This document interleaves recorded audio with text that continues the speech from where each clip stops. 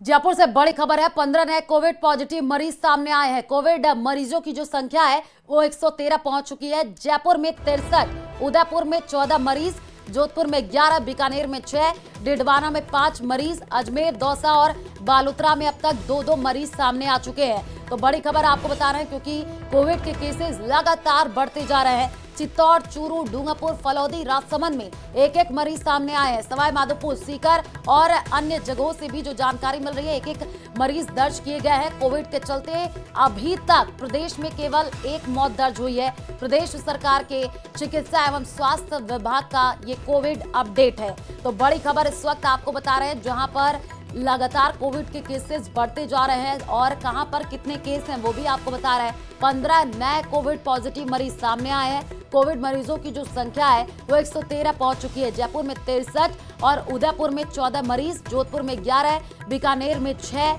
तो बड़ी खबर इस वक्त आपको बता रहे हैं, कोविड के केसेस लगातार बढ़ते जा रहे हैं। स्वास्थ्य विभाग पूरी तरीके से अलर्ट मोड पर है। लोगों से अपील की जा रही है कि मास्क लगाए और भीड़ भाड़ वाले जगहों पर ना जाए। डिकॉय ऑपरेशन के तहत अलग अलग फैक्ट्री को सीज भी किया गया। केकड़ी उपखंड के साथ ही अलग अलग क्षेत्र में ये कार्रवाई लगातार जारी है और इस दौरान 16 फैक्ट्री को सीज करने की कार्रवाई की गई है। वहीं 12 फैक्ट्री मालिकों के खिलाफ अब तक मुकदमे दर्ज किए गए हैं। कृषि विभाग के कार्यवाहक सहायक निदेशक ने यह बताया कि कृषि अलग अलग स्थान पर छापेमारी की गई है। उन्होंने कहा कि इन सभी फैक्ट्रियों में मिलावटी खाद तैयार की जा रही थी और सीमेंट के कट्टे, मार्बल के चूरा सहित अलग अलग कई ऐसी अवैध सामग्रियां पाई गई जिससे खेत खराब किया जा सकता और फसल नष्ट हो सकती है।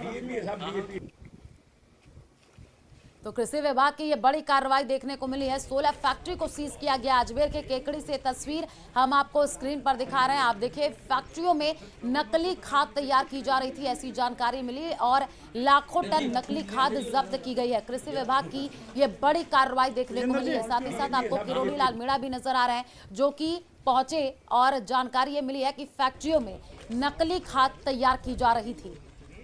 इसमें हमने अब तक 16 फैक्ट्रियों को सीज किया है और जिसमें 12 की एफआईआर दर्ज करवा दी है, बाकी की प्रोसेस में चल रही है। और आज एक हमारी टीम पुष्कर बासेली में कार्रवाई कर रही है। क्या चल रहा था पूरा मामला? ये इसमें फर्टिलाइज़र जो बना रहे थे उसमें अनियमितताएं मिली गई। उसमें ये ऐसा लग रहा था, जो वहाँ रॉ मटेरियल पड़ा था उससे ये ऐसा प्रतीत हो रहा था कि वो नकली खाद बना रहे हैं, क्योंकि उसमें मार्बल स्लरी थी, सीमेंट था, तो उसको देखते हुए ये था। और कुछ बैग्स ऐसे पाए गए जिस पे कोई किसी प्रकार का लेबल नहीं था।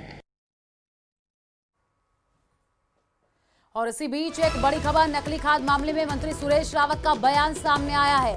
बड़ी जानकारी आपको दे रहे हैं, अवैध खाद बनाने वाले लोगों पर कड़ी कार्रवाई होगी। जयपुर से ये बड़ी खबर आपको बता रहे हैं, ये घिनौना अपराध शब्दों में भी नहीं हो सकता बयान। ये बयान सामने आया है। पूर्ववर्ती सरकार के दौरान सभी फैक्ट्रियां लगाई गई थी। तो बड़ी खबर इस वक्त आपको बता रहे हैं, सुरेश रावत ने कहा है कि वो आंख मूंद कर बैठे थे, यानी पिछली सरकार पर उन्होंने निशाना साधा। नकली खाद मामले में मंत्री का ये बड़ा बयान सामने आया है, सुनिए।